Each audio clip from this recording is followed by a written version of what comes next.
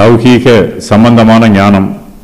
உங்கள் இருதயத்திலே கசப்பான வைராக்கியத்தையும் விரோதத்தையும் வைத்தீர்களானால் நீங்கள் பெருமை பாராட்டாதிருங்கள்.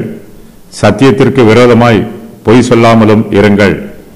இப்படிப்பட்ட ஞானம் பரத்திலிருந்து இறங்கி வருகிற ஞானமாய் இராமல் லௌகீக சம்பந்தமானதும் ஜென்ம சுபாவத்துக்கு உரியதும் பேய்த்தனத்துக்கு அடுத்ததுமாய் இருக்கிறது. வைராக்கியமும் விரோதமும் எங்கே உண்டோ அங்கே கலகமும் சகல துர்ச்செய்கைகளும் உண்டு.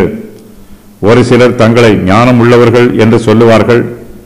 ஆனால் அவர்களுடைய பேச்சுக்கும் நடத்தைக்கும் சம்பந்தம் இருக்காது. பேச்சிலும் கிரியையிலும் அவர்கள் முரண்பட்டு இருப்பார்கள்.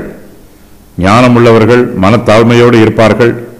ஒரு சிலர் தங்களை ஞானிகள் என்றும் விவேகிகள் என்றும் சொல்லுவார்கள். ஆனால் அவர்களுடைய இருதயத்திலோ கசப்பான வைராக்கியமும் விரோதமும் நிரம்பி இருக்கிறது. தங்களுடைய ஞானத்தை பற்றி வீண் பெருமை பாராட்டுகிறார்கள். வைராக்கியமும் விரோதமும் ஞானத்திற்கு விரோதமாய் இருக்கிறது.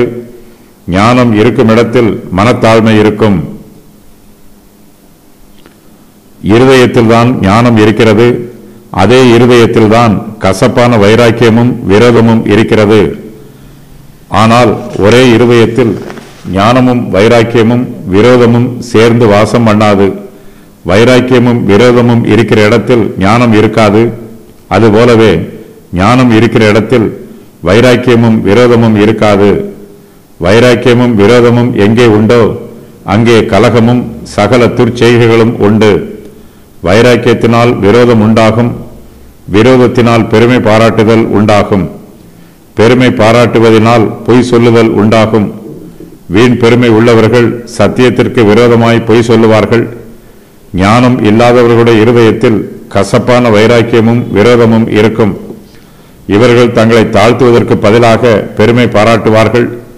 இதனால் கலகமும் துர்ச்செய்கைகளும் உண்டாகும், குழப்பம் உண்டாகும். ஒரு பாவம் மற்றொரு பாவத்தை பிறப்பிக்கும். கசப்பான வைராக்கியமும் விரோதமும் கலகத்தையும் துர்ச்செய்கைகளையும் உண்டாக்கும். ஒரு துர்ச்செய்கையானது இன்னும் அநேக துர்ச்செய்கைகளை பிறப்பிக்கும். இதன் முடிவு எப்படி இருக்கும் என்று நம்மால் நிதானித்து பார்க்க முடியாது. எங்கே வைராக்கியமும் விரோதமும் உண்டோ அங்கே சகல துர்ச்செய்கைகளும் உண்டு.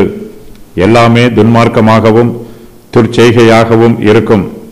தங்கள் இருதயத்தில் கசப்பான வைராக்கியமும் விரோதமும் இருந்தாலும் இவர்கள் கூட தங்களை ஞானிகள் என்றும் விவேகிகள் என்றும் சொல்லிக் கொள்கிறார்கள். இவர்களுடைய ஞானம் பரத்திலிருந்து இறங்கி வருகிற ஞானம் அல்ல. இது பூமியில் இருந்து வருகிற ஞானம். இது மெய்யான ஞானம் அல்ல. இது லௌகீக சம்பந்தமானது, ஜென்ம சுபாவத்திற்குரியது. இது பேய்த்தனத்திற்கு அடுத்ததாய் இருக்கிறது. வைராக்கியமும் விரோதமும் உள்ள சுபாவம் ஆவிக்குரிய ஞானம் அல்ல. இது மாம்சத்திற்குரிய ஞானம். இது தேவனுக்கு பிரியமான ஞானம் அல்ல. இது பிசாசின் கிரியை நிறைந்த ஞானம். தங்கள் இருதயத்தில் வைராக்கியமும் விரோதமும் நிரம்பியுள்ளவர்கள் தங்களை பெருமை பாராட்டி உயர்த்தும் போது அவர்கள் தேவனுடைய ஆக்கினை தீர்ப்புக்கு உட்படுத்தப்படுவார்கள். தங்களை ஞானிகளும் விவேகிகளும் என்று உயர்த்துகிறவர்கள் பிசாசுக்கு நியமிக்கப்பட்டிருக்கிற அக்கினி கடலிலே விழுந்து விடுவார்கள்.